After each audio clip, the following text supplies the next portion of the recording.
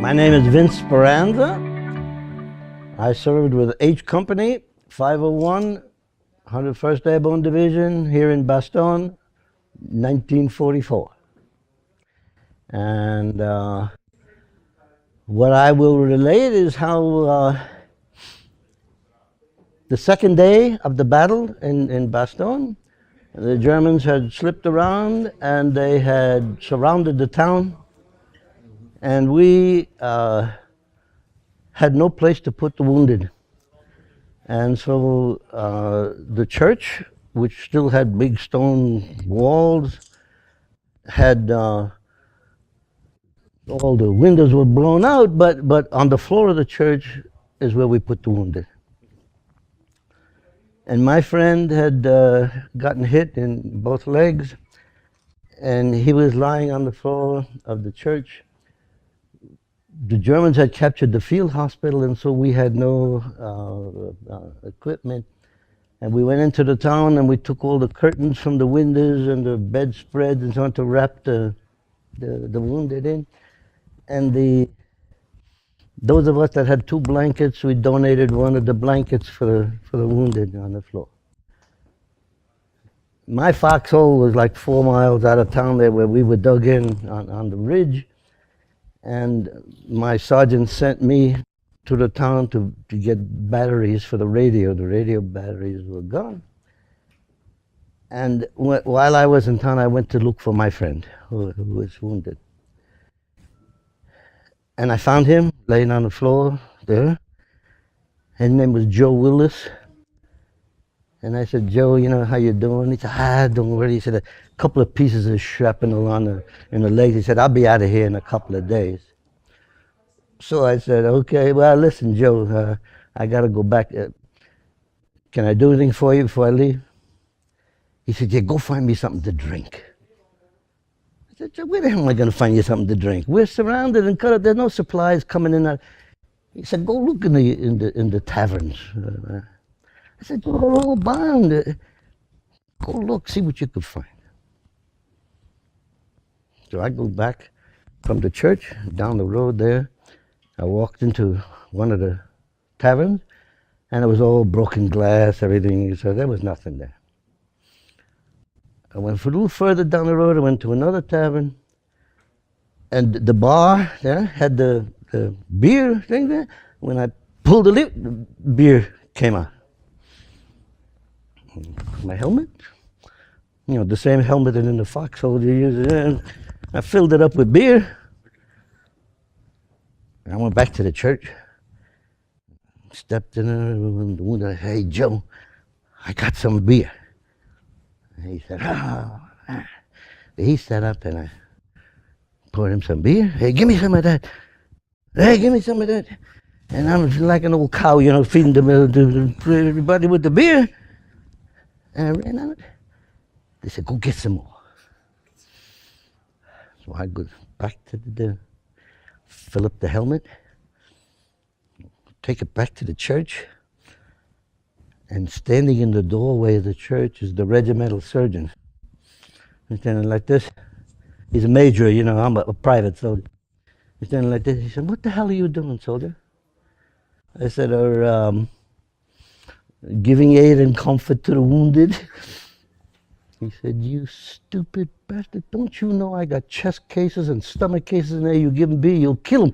Get out of here before I have you shot. Yes, I put the helmet there, hold the beer, put it all over me. We run back to my foxhole. End of the story, right? 65 years later, I came back to Bastogne for the first time. I got to Bastogne and I meet Marco Killian, Johnny Bona. They were in the store and they said, hey, he said, you were from, I said, yeah, I was here during the war. Oh, he said, we know, who did you serve with? I said, H Company, 501. Oh, he said, we know, we will show you where you were dug in, where the foxhole. My daughter was with me. I was 85 years old. Then they think the family I shouldn't travel alone, and she came, And they took us out of town here. And they said H Company was dug in on both sides of the road here. And what we actually was a machine gun. Said, then your foxhole should be right over here. We walked over there. It was filled in, but you could see the outline. And, you know, hey, after 65 years, you look and you say, good God, this is where I was when I was 19 years old. And they said, I said, no, wait a minute. If this was my foxhole, there's got to be another one over there and one over here, because they always put two riflemen, you know, to protect the machine gun there. And they said, yeah, look. And we went over there. There was it filled in, but you could see the outline. And went over here, and it hits you. This is where you were 65 years ago as a 19-year-old kid. And I said, no, wait, no. Marco, if this is my foxhole, there was a stream over there. I said, because I remember that morning I broke the ice and filled up my canteen just before the mist came up. We knew the Germans were going to attack.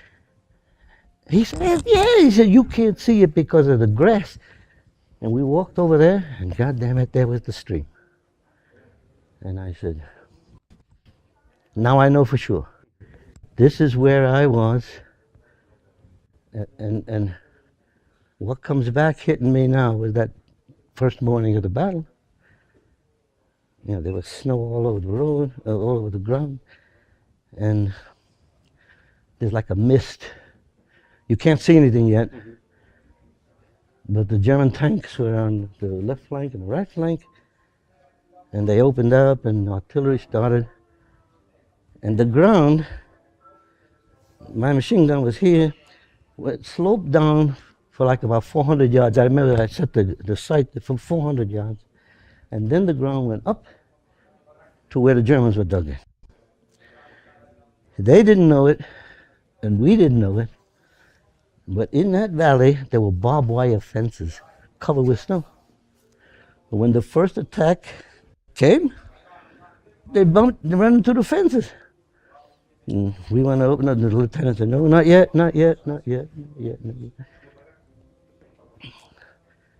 They run into the fence, and they're all tangled up now. The second wave comes up, and they're trying to help their buddies get off the fence.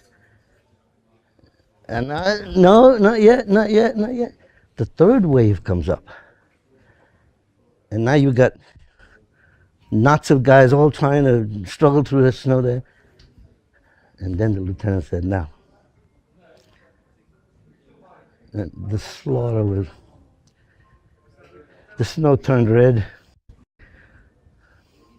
This was my first combat. And the scene that came back to me, and you know, when you're an old man, you don't have to control your emotions anymore. I fell apart there. And my daughter said, Marco, my father saw him, let's go back to town. I get emotional now even talking about it.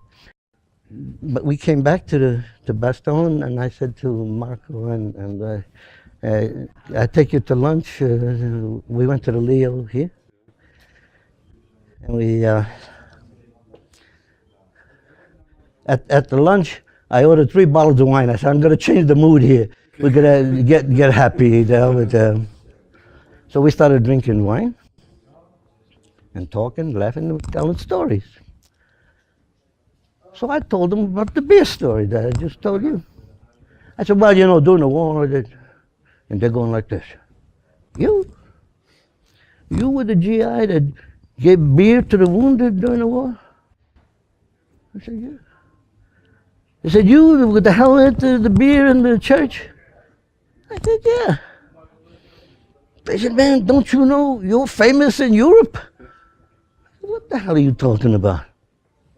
They said, waiter, come here. Bring us 4 bottles of airborne beer. The waiter comes with a tray. He's got 4 bottles of beer and 4 ceramic bowls in the shape of a helmet. And when you put about the label on the bottle, shows a paratrooper with beer going like this. And they said, they thought it was a rumor, a story. They didn't believe the story. They thought it was a rumor, but a brewer here in Bastogne made airborne beer.